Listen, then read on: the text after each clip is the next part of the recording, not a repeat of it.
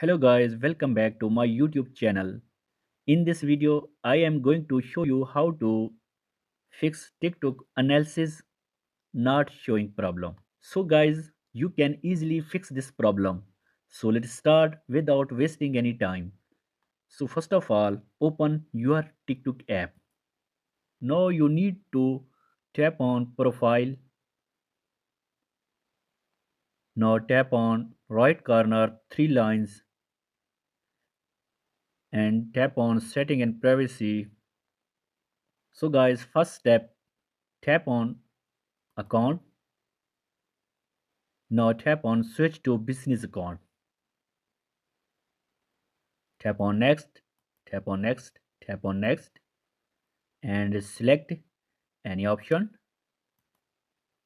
Now tap on next,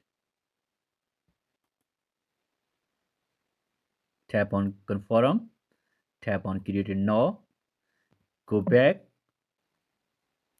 Now tap on privacy and scroll down. Now tap on comments. Now tap on comments, tap on everyone, select and go back. So guys, show your TikTok analysis.